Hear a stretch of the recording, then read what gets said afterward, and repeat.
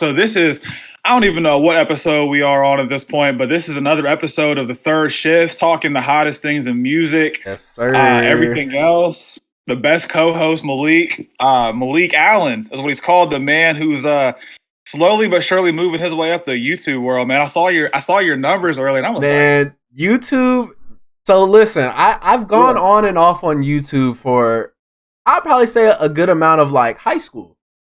yeah, And I finally started taking it serious this past like year. Honestly, I mean, just with being in, you know what I mean, the situation we in life right now, being at the crib all day, and you realize how these people really make their moves on YouTube because the YouTube algorithm, it just keeps feeding it to people that, oh, maybe I'll like it. I'll see what it's talking about, and it's been crazy. It's crazy to see like people comment on it, people like on it, because like I said, this is like my first time actually locking in and really focusing on YouTube, and it's cool. It's really cool seeing the views, the comments, the likes. Like it's just something that I'm glad I'm finally getting to experience a little.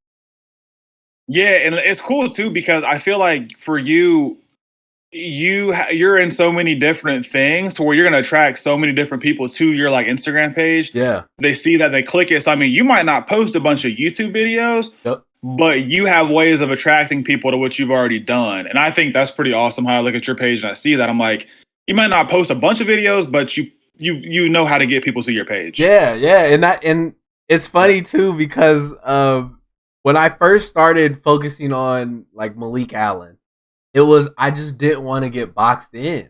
Like I didn't want to just be like, oh yeah, Malik Allen's known for blah blah blah. Like I just want to be Malik Allen. You know what I mean? I just want to be the gamer, the talk about music. Like I just want people to just like me for me, and I feel like that's honestly what's fueled. I feel like a lot of what I do now, and I definitely want to keep that up.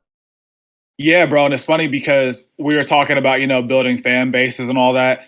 And I think if you ever try to be somebody you're not, people catch on to that. Yes. Like Very if you quickly. truly just come on here and like, because me, bro, I'll be real. Before I started Blaze, I think you have to find your identity before you find your Yes. brand. I've always I felt agree like with that because people knew I liked sports before I even started Blaze, and people knew I liked music before I started Blaze. So, I think it's only appropriate now that we're kind of diving into all these different areas of Yep. stuff, and I think people see that and they get attracted to like, hey, these guys are just like us. They have a lot of the same interests. So Exactly. And I'm glad you said that too, because I mean, when you approached me about the show, that was kind of just how it was. Like, yeah, I want to talk about some music. Like, come on. Like, that's exactly what I want to do. And like you said, that's me. This is me. This is you. Like, it's less work just being yourself. Yeah, because I'll be real. When I first started Blaze, bro, like I've told you before, it felt really like newsy, and like it just didn't feel comfortable at first when I was doing it. So I was like, oh, this just like feels awkward. But I think now that we're in this and I'm with people I know and I'm comfortable with, we have the same sense of humor, stuff like that. It just makes it so much like just easier to flow with. I think. No, I agree 100%. 100% for sure. Definitely. So if we're hopping into these music topics, man, as always, what have you been listening to? What are you gonna put me on to listen to in the car this week for my last ride to work tomorrow? What are we listening to? So I'm gonna save that conversation for next. But okay, this is who I'm definitely gonna put you on to. So he's an artist first. So he literally draws all of his pictures, and cover arts and all of that. Like literally sells his paintings and things like that. But he makes some fire music. His name is Javon, J''Vaughn, and he dropped an album like late last year, and I kind of just went back to it and just listened to it, and it's great. It's great. It literally sound. I was thinking about it in the car when I was riding. It sounds like video game rap music. If I had a exact definition of his music, it's video game rap music. So I'm gonna send you the link to this album. You're gonna be like, this kind of hard. Yeah, bro, please do it. Like I said, whenever you put me on a new stuff, bro, I was go listen to it. I'm like, he knew what he was looking for. He knew what he was looking for. Yeah. So what you been listening to, man? Man, so actually, I've been listening to a mix of stuff. For some reason, Ab Soul has been somebody, because we had the conversation actually, I think maybe about a week or so ago, about a lot of underrated albums from like, 2010 and so on and so forth. I can never say their name. Ray. It's the ear drummers backwards. Oh, yeah, Ray Shrumman or whatever. Yeah. So when you sent me that, I looked up more albums that have kind of been like underappreciated within the last maybe like 10, 12 years. And we said Big Crit. Well, Ab Soul had some on there. So I've been listening to a lot of Ab Soul's music, bro, and some of it's good. Do What Thou Wilt has been the album I've been listening to since 2016. Yeah. I know it. Yeah, it's not bad. I mean, it's something I just put on in the car to ride to, kind of. This album kind of reminds me of a lot to Pimp a Butterfly. Yeah, some parts of it kind of remind me of To Pimp a Butterfly. I'm gonna give you my opinion on. That's actually my favorite Ab Soul album. Is it okay? Yeah. We talked about this a lot when Cole and Kendrick were first on the come up of conscious rap. Conscious rap was not popular whatsoever when they were coming up. So Ab Soul, that's all he is. I feel like this, like you were saying, is kind of okay, is because those songs that are like, is deep. Like he's like going very deep in his music. And I'll tell you, was this the last show I've been to? I went to the TDE show. Okay. Where it was literally all of them there, except for SZA. It was when she had that throat surgery, so she wasn't in there. I was salty. But Ab Soul performed, and I was like, it kind of surprised me because I was like, oh, Ab Soul is on TDE. Like that completely threw me off. And when I tell you, the dude sitting right in front of me stood up, took off his jacket, and he was wearing an Ab Soul hoodie. And I was like, what is going on? He knew every word to every song. It didn't matter what he performed. He knew every single word. And those deep tracks, them conscious tracks, you don't know who them songs gonna touch. And that's how I feel like how Kendrick and Cole made it come up, because they couldn't have pictured where they at now, but they made music that was them. It was deep down them. And I was like, Ab Soul, he doesn't have the like artistic ability as the elite people, but there ain't no other Ab Souls out there. I'll tell you that. Nah. I listened to some of it, bro. I'm like, he's really spitting some facts. Yeah. I was like, he's really saying something that's true here. And it's actually funny that we talk about that, because I feel like when we talk about like the big three right now in hip hop between Drake, Kendrick, and Cole, I feel like a lot of times, even with like all the racial injustice and stuff going on, Kendrick, you can go back 5-6 years, listen to his stuff, hear what he was saying, like we said before. I'm wondering, like, can we ever throw Ab Soul into a group like that, maybe, where we can go back, in time, like listen to his music? I think Drake makes music that's like timeless. It's like good as it goes on. He's not gonna make anything bad, and he just kind of keeps moving. But I don't know, bro. I wonder if Ab Soul would kind of be in that group of people to where it's like, are you saying like, back and listen to this? Are you saying you can like hear the growth? Or are you saying like you can go back and be like, oh yeah, Ab Soul used to make bangers? Yeah, might go back and maybe find something for yourself in his collection of music. I don't know. I'll tell you what the other thing about Ab Soul for me is he is so ducked off. Like he doesn't participate in anything. Doesn't seem like it. So that's tough. That's tough for music, because people want to know more about the people behind the music. That's just where we are in music now. Social media and all this stuff. Like people just want to know more about you. So the more he's ducked off and the more he's out of the spotlight, I feel like it will be harder for him to be remembered like that 5 years, 10 years down the line, to be like, I'm about to play some Ab Soul.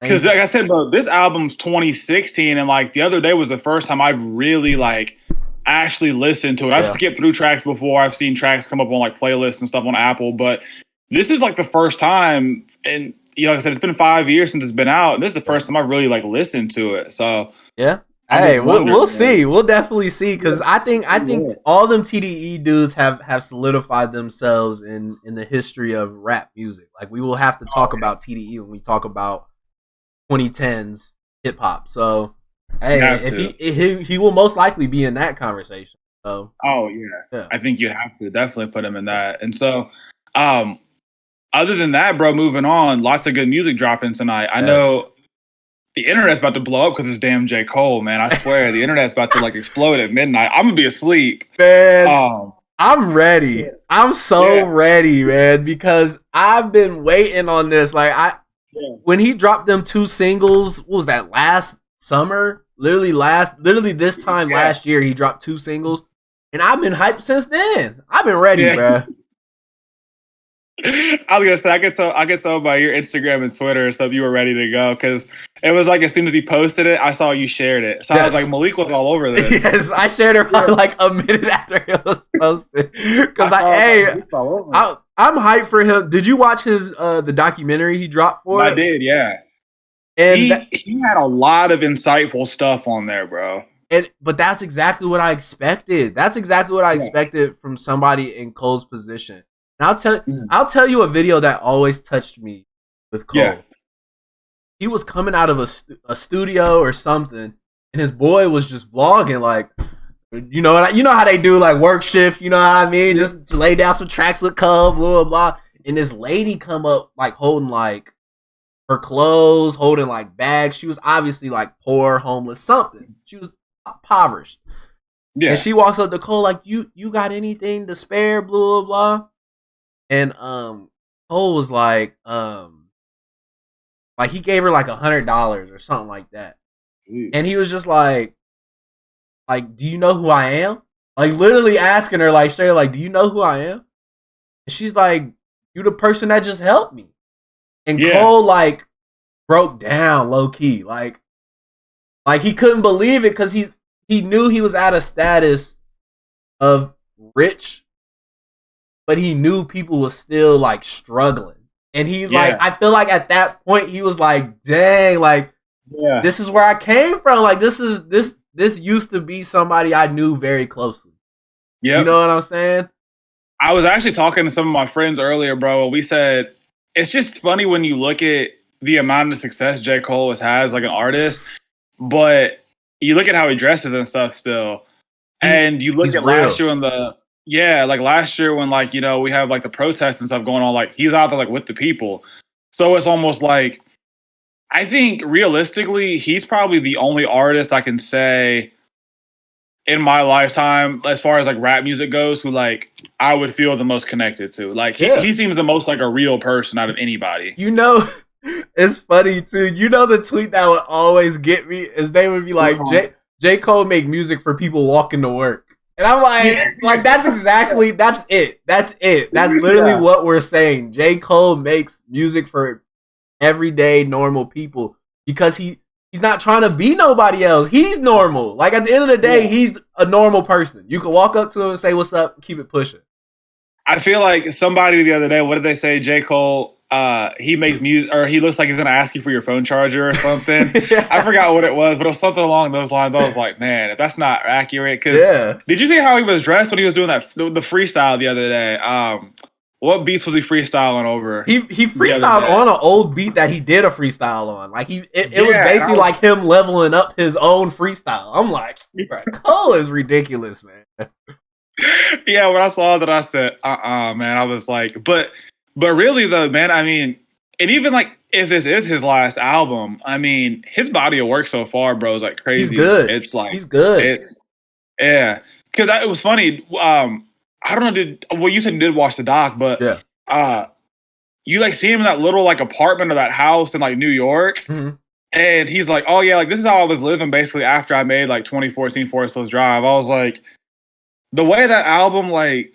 The impact that it had, and for as well as it did, I would think like, man, like this dude's definitely like set. But you see how he's living, I'm like, you never would have guessed that's the same guy that made that album. Yeah, and I think I want to say that J. Cole, I feel like gives back. I feel like he gives back a lot, but at the same time, I feel like I feel like he was setting himself up for a last album. You know what I mean? Yeah. He didn't want to be a dude. I'm sure. I think he said this before. He don't want to be a dude struggling in the game.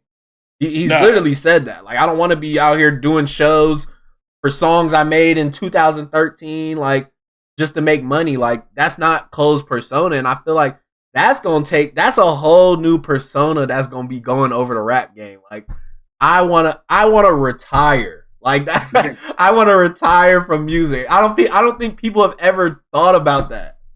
Nah, it's actually funny too, bro, because that kind of segues into the next point, and we can stay on Cole a little bit longer if you want. But I know we talked about Andre 3000, kind of at the beginning of this. There's a guy I work with, and we've talked about.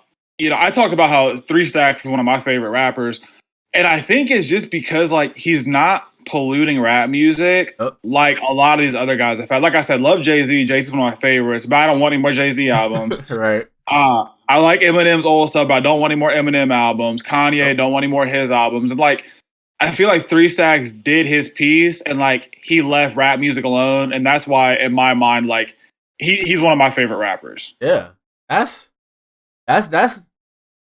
accurate to say. Because I mean, anybody who I feel like gets a lot of respect in music, has a very good body of work that doesn't involve them constantly dropping stuff. Doesn't involve them constantly featuring on people's albums. Doesn't involve them constantly working because they're working on their own projects and their own bodies of work. And absolutely. Did you ever watch? You an Andre 3000 fan, so did you watch his his most recent interview? It wasn't with Rick Rubin, was it? Yeah, I think that was his most recent interview. Yeah. I think I listened to a little bit of it because the audio was on YouTube. I didn't watch a video or anything. And it was good. So he basically was saying like he lost his edge because of how basically they were extremely hungry when they were out. Yeah. Right. They became extremely successful. And he lost the passion. That was basically what he said. Yeah. And he was saying he gives a lot of credit to people that fight through that. Yeah. And like that list is small. People that have made it to that elite tier that can keep it and stay there. Yeah. That's tough to do. Yeah. And I'm wondering, bro, so let's say we have an artist who they stop rapping because they're not passionate about it, or they just stop rapping because they don't want to pollute rap music. But like let's say they still have a passion for it and still a desire for it. Yeah. I'm wondering like which artists kind of fall in either one of those categories. I feel like Andre 3000, like it's interesting you said that because I didn't know he felt that way. Yeah. I don't know who would probably be in that category, but I was about to say what I brought up to you to start this conversation was I seen one of these little hip hop accounts tweeted that Rick Ross was sitting on 2,000 songs. I'm like, that's what it was, yeah. I'm like, dang, 2,000 songs? Like, that's a lot. That's a lot of music. And if Rick Ross has 2,000 songs, no hate on Rick Ross. I like Rick Ross, but he ain't no big time artist. If he's sitting on 2,000 songs, how many songs is Andre 3000 sitting on? You wonder. Because when was Outkast or Andre 3000 in general? I know he's featured on some things over the last few years, but like I'm trying to think like his project or Outkast projects, man, it's been some years. At least 20, 30 years. Yeah, I was going to say. So, yeah, you wonder how many tracks is... Because I've heard guys like Future before, Lil Wayne, talk about how much music they're sitting on. Right. So, I'm wondering... That is crazy to think about that, bro. Over 2,000 songs? It's wild because I can picture that. I can definitely picture that. Because that was another thing that Andre brought up. Actually, I'm going to bring up Andre and Cole in this. But Andre basically was saying, when you reach that pinnacle, you don't know what to do next. You find yourself going back and forth on what you're gonna follow it up with. Right. And J. Cole even said that too by saying when you take these long breaks and these long hiatus, you come back to the studio like, dang, I shouldn't say that. Like, nah, I'm thinking too much. Nah, I said that last year, blah, blah, blah. Instead of staying consistent with it. Like keep going with it. And I feel like that's why artists sit on songs. Because it's probably not their best one, but they want to stay in their craft. They want to stay in that mode. Yeah, absolutely. And it's funny, too, because there was actually a thing J. Cole said in the documentary that was kind of inspirational to me, like in terms of like, because I know I've told you before how eventually I want to like, keep working on this book project. Yeah. But sometimes like I'll be writing on it and it's like, oh my God, like what I just wrote is terrible. But J. Cole basically was like, if I ever do that with the song, he's like, when I go in to write, he's like, I just write everything down and worry about fixing it later and stuff like that. So that was like something that he said in there that was like super inspirational to me. I was like, man, like, just put it all out there and then like you just fix it later. I mean, yeah, no, I like that. I definitely like that. He is dropping gems through that. But what was the one gem I sent you that he was talking about? It was basically like, let me see. Yeah, because there were several things, bro, that he said in there, and I was just like, man, like this dude is dropping some heat. He's real, and that's what makes him. That's what makes J. Cole J. Cole. Yeah, he just. Let me look. Okay, so when I first seen it, it caught me by surprise. Yeah. So that's why I was like, shoot, I gotta tune in. So I'm sitting at work. I had it like on one monitor while I was working. Yeah. And I was just having it play. And I'm listening. He talks a lot about when you basically it was basically momentum. Just the conversation of momentum. Yeah. And he was just saying like when he feels like he's moving forward is when he's putting in the most work. And when it was showing the scenes, it was showing him going from the studio to shooting at the rim. You know what I mean? Like writing down lyrics, like, and he was saying even though he worked a lot, he would still step back, spend time with his family, spend time with his kid. And when we started talking, I even told you like it's important to rest. And resting helps your momentum. And J. Cole, I feel like just geared all into that. Like, like I do work harder than anybody, but you got to take time for yourself, and you got to take time to rejuvenate because you can't work tired. That's the worst. That's the worst. You got to have your energy. You do have to have the energy, and I think the thing that got me so much about Cole's documentary, and I think you can attest to this too, being a hoop fan, he had a lot of like analogies and stuff like that in there, like relating his work ethic and like his craft to hoop, and I was like, this is honestly crazy. He's like, he's like, it's like basketball, man. He's like, I'm always fine tuning it. Yes. I'm always in the gym working, getting my shots up, and I was like, that's crazy, bro. I was like, that's really what it's like. I mean, I think we kind of do. He's actually a basketball player. Yes. I can't fathom this. I mean, we knew he was a hooper before, but like him playing now is actually crazy. He signed a contract to play in the basketball. It's called Rwanda Club in Basketball Africa League. Yeah. What? I hadn't heard of it until like 3 days ago. I was like, what the hell is this? It's going to do great, though. They're going to have jerseys. You feel me? They're going to do live streams. Like, it's going to be fire. I mean, really, he might be the reason why this whole thing blows up. I mean, gain some popularity. I mean, he might be the reason why. Well, you remember, what's his name? LaMelo did his little overseas trip thinking he was going to do that. They had the ball logo on the court. All that stuff flopped. Like that, they wasn't gonna make no money because I'll tell you this: them leagues, yes, they're professional athletes, but they're professional athletes in those countries. Yes, which exactly. Is a lot lower level than a country here where you're rewarded so much off of your talent. Yeah, in countries like that, you're not rewarded that great on your talent, so those people don't work that hard for it. Nah, but. To still say you're a professional athlete though, that's still a lot. That's still the 1%ers of the world. So listen, man, J. Cole might mess around and be like a Master P or something, bro. I mean, you never know. We talked about Master P, so look. I'm gonna run it back to our first episode when we was talking about the best hoopers that can rap or that are in rap. So we got J. Cole who has a professional jersey now. So what about Sheck West, man? I know he has this song Kyrie. I know in other songs he talks about how good of a hooper he is. So and apparently he is. And I think it's funny because he's from he's from Brooklyn, if I'm correct, right? He grew up in Brooklyn. Yes. He grew up. So I mean, like that's one of the hoop meccas of basketball. So it's like he's probably always around hoop, always been around hoop. So I'm not gonna call Sheck West. I'm not gonna call his bluff on this. I think he might be legit. Did you know he signed with a league as well?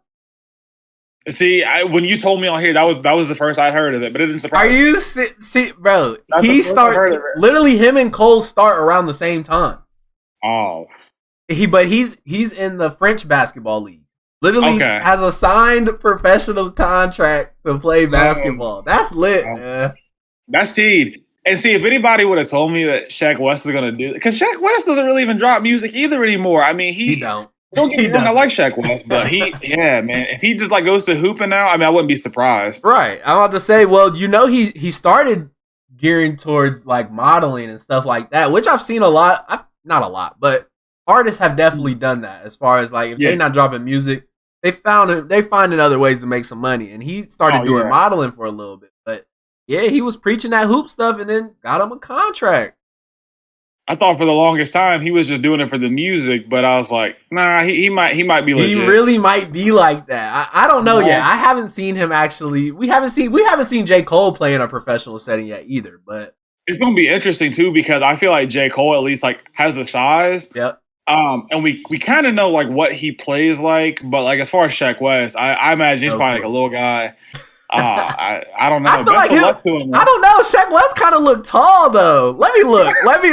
Sheck West, I don't know because he he dropped that one song draft day or draft night on draft night of the NBA. And they said his height and size on that video. I don't know if it was a lie. It could have just been for the video, but when I first heard it, I think it said like 6'3", 6'4". Oh, I mean, if he's like that, then he might have a little bit of an advantage. When I saw him, was it almost 2 years ago in concert at the Shot? He opened up for Travis Scott. This when Mud Boy was so popular. And so my angle on it was looking down, so I couldn't really see how tall he was. But if he's like 6'3", 6'4", I mean, he might have it like that. Hey, we gonna see. Hey, we live in the world of social media and sports, and I love it because I can just be scrolling and I can see a 5-minute highlight clip and know exactly how he play. Get a 5-minute clip of Sheck West, like taking some ankles real quick. Yeah. Get a 5-minute clip of it. So yeah, bro. But just talking about people having success in all these different areas and stuff. I think the guy that he undoubtedly has to be the greatest artist probably of our generation. I would have to argue it'd be Drake, securing his Artist of the Decade award for Billboards. Do you agree with this? I think I have to agree with it, bro. I mean, he's in so many different types of music. Yep. He's made different types of music popular, and I don't really think anybody in our lifetime has had a 10 to 12 year run quite like Drake really has. Yeah, and I mean when I first see something like that, I have to think, who is he being compared to? Yeah. You know what I mean? Who is in this conversation? I can't think. I can't think of no one. I remember you saying like Taylor Swift was some people were mentioning. Taylor Swift, Ed Sheeran, Adele. Yeah, and those are artists. I mean, not to be it's not offensive in any way, but those artists are mainly geared towards the white population. Oh yeah. And the thing about Drake is everybody listens to him. Like there's no borderline or nothing like that. Like it's literally anybody and everybody who likes at least one Drake song came across their playlist or something in the past decade. Yeah. Oh, bro, I can honestly say he's the only artist to where I've heard him at a college party, I've heard him at a wedding, and I've heard him just kicking it with the boys. I cannot say I've heard the same for anybody else. That's like I always tell people, man, like if you can name me an artist who has had the run that he has in so many different genres of music, then I'd be down to listen to. Like I said, in my mind personally, bro, he's the greatest artist of all time. I think in terms of art and music, I think I have to have him at he'd be my number one.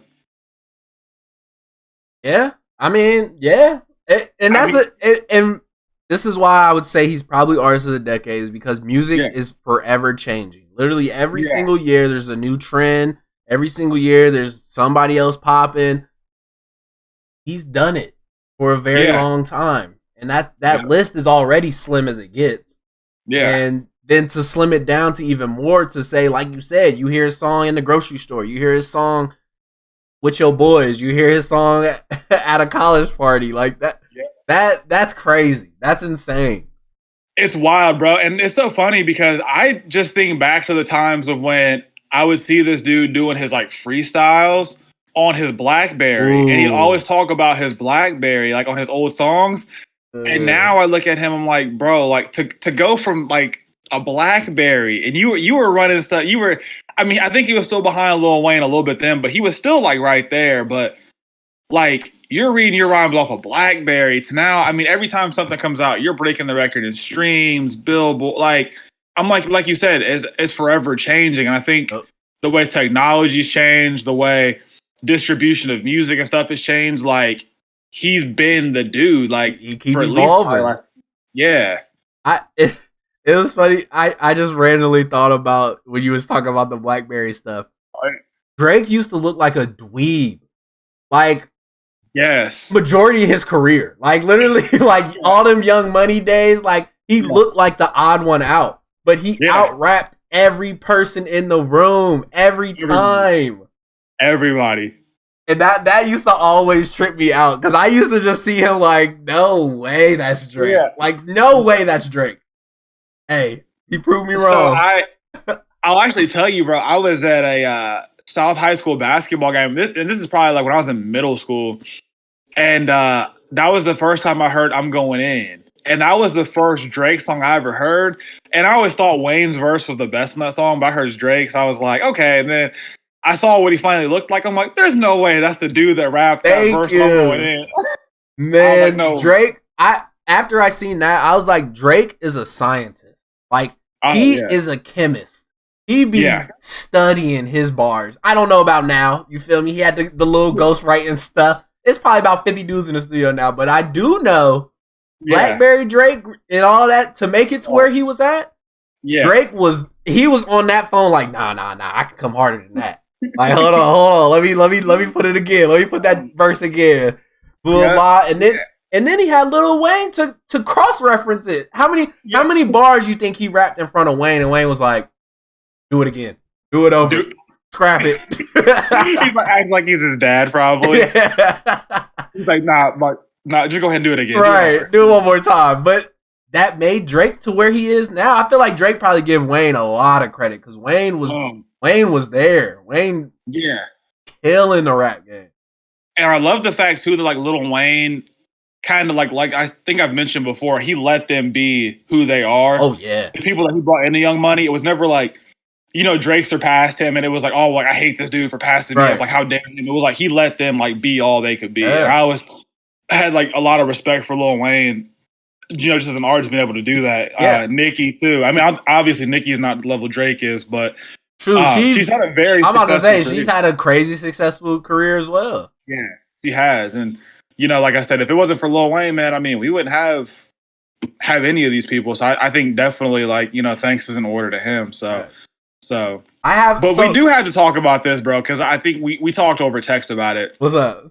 And I'm ready to talk in person out to you about this. Because the fate of this YouTube show / podcast hangs in the balance of this conversation. So Friday Night Lights and So Far Gone, bro.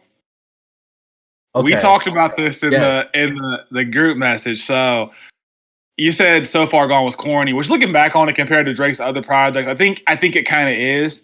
There's like your one or two hits on there, but like it just seems like So Far Gone was so much bigger than Friday Night Lights. It was because, like I was just saying, conscious rap was not popular. Yeah. Like people didn't want to hear people talk about real stuff. Like that was just not where hip hop was at the time. Mm-hmm. And So Far Gone, like I said, it was corny. That was exactly what Drake was looking for. Like Drake wanted it to be like that. I'm 100% positive.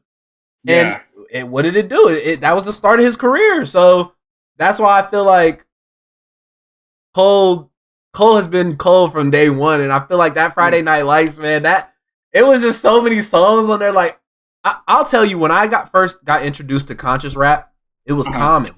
Common was the first conscious rapper. I was like, this is interesting. This is something I've never messed with before. And I was like, I think I was like 13, 14, listening to some dude talk about black rights and you know what I mean? Talking to his girlfriend and all that. Like, Common was the very first person I heard. So when I got on to J. Cole, I was kind of already used to listening to conscious rap. And hearing J. Cole, I was like, oh, he nice, because J. Cole can rap. J. Cole's a rapper. That's not... Common was not like a rapper. I feel like Common was more of like a poet type dude who finally got a hold of some beats. But Cole was a rapper. He said he used to battle rap people after school. Like that, you could feel that in his lyrics. But his subject matters was completely different than So Far Gone. So, I can just see you right now, like younger you listening to some Common, like, oh, like let me. You play like one track, it's like let me listen to some more. Like, let me hear some more. I can see you doing that. Hey man, I love music and hearing different genres and different subgenres. Like that was something I first got introduced to early. Shout out to my dad, because my dad was really big into subgenres. Like there's reggae, you know what I mean? Like there's just so many genres that's under bigger genres that it's just unique. And hearing dudes talk about being late for the bus, you know what I mean? Arguing with their girlfriends. Yep. They didn't like steak for dinner, like all that stuff. Like I'll be like, okay, this is cool. I like this. It's like I can relate to this. Yeah, exactly. I can relate. But yeah, bro, I think what's yours? So Far Gone, or I don't remember you saying what yours was. So Far Gone or Friday Night Lights. Oh, bro, I'll be real with you. I've only listened to So Far or Friday Night Lights like once, and it was just within the last couple of days. So you definitely saying So Far Gone, then. So I grew up on So Far Gone. Yeah. But J. Cole's rapping on Friday Night Lights is pretty. It was legit. Yeah, bro. Like I said, I don't know. I think because I've had So Far Gone for so long, and I think it was maybe a year or two ago. Didn't Drake re-release it on streaming platforms? Yes, I do believe so. Yeah. So just kind of having like the nostalgia of it being released again. Yeah. For me, I was kind of like, and being older this time and like knowing these are actually songs, like, knowing the lyrics and stuff. I was like, So Far Gone, but it is corny though. Don't get me wrong. So because I watched like the Best I Ever Have music video, I was like, this is terrible, bro. Terrible. But that was exactly what I'm 100% positive that was exactly what he wanted, because he knew that was what it took to make it into the game. And then he became himself. Yep. Yeah, absolutely, man. But I would definitely have to say that I think our last decade, I'd probably say Drake would definitely have to be. And that's not like a knock on any of the other artists, like the Adeles or the T Swifts, whatever. I mean, they're not my cup of tea, but like I don't want to like discredit or discount anything they have done. But yeah, dude, like I said, Drake hits like 3-4 different genres. He has the Billboard charts on all those genres. I mean, it's honestly crazy. And I don't see him slowing down anytime soon because he's so versatile. Yeah, fact. So let me ask you this. This is the last topic I got to bring up. I was scrolling on Twitter, you feel me, seeing all of my pages that share all they hip hop and rap facts and stuff. And Hip Hop DX posted Choose One Collective. Okay. And they named all the hitters. Literally OVO, Dreamville, YSL, Griselda, Quality Control, TDE, ASAP. Okay. And you just got to choose one. So like we said before, I think a lot of these, especially OVO, have a lot of good artists. I mean, you see what Drake and all of them, the people they put out. Yep. But like we said, I think because Cole is on the verge of retiring, if this is his last album, I think somebody has to take over the throne after Cole for Dreamville. So I would have to say Dreamville. I think I'd probably go Dreamville would be... I think OVO would be hard to compete with. I think TDE would be hard to compete with because they all have so many good artists. Yep. So I'd go Dreamville. Yeah, Dreamville is my favorite on that list. My second favorite is Griselda. I ain't gonna lie. I would. They would probably not mess with me at all. But like, because I feel like them New York dudes only like specific people. But they just recently signed. I don't know if you know of him, but Boldy James. No, I'm not. I haven't heard of him. He's a Detroit rapper, and okay, that was like one of their first signings outside of the people that they started Griselda with. So I was like, dang, they trying to expand like that, like Detroit to New York. But I just love I love New York. Like I've never even been to I've been to New York. I've never been to New York City. Yeah. So, but like I just love like the way they really treat music like art. Yeah. And there's not a lot of people that do that. I think because of like the history behind New York rap, I mean, I think that's probably why they take us so seriously. I mean, it started there. Yeah, the East Coast versus West Coast. I mean, it's just been so strong there for so long. I think definitely the history of New York has to play a part in that. Yeah. So out of all those, I probably would say Dreamville. Second, probably OVO. Cause you feel me? That'd be second for me too. I pull up in a Drake video every now and then. You feel me? I just drop a single every now and then. Drake retweets it. I'm good. I'm good. Because we talked about TDE like having a lot of like the conscious rappers, and I don't think I fit that. I like to listen to them, but I don't think I fit that collective.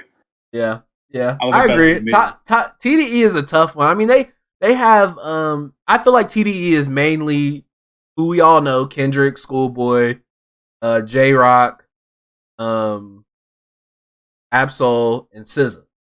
Yeah, and those are the only ones I can think of in TDE. And I just feel like out of just those five, I mean, Zakari's part of it, but he's I feel like he's just the vocal dude that just be sitting in the studio and they be like, "Hey, we need some harmonies over here."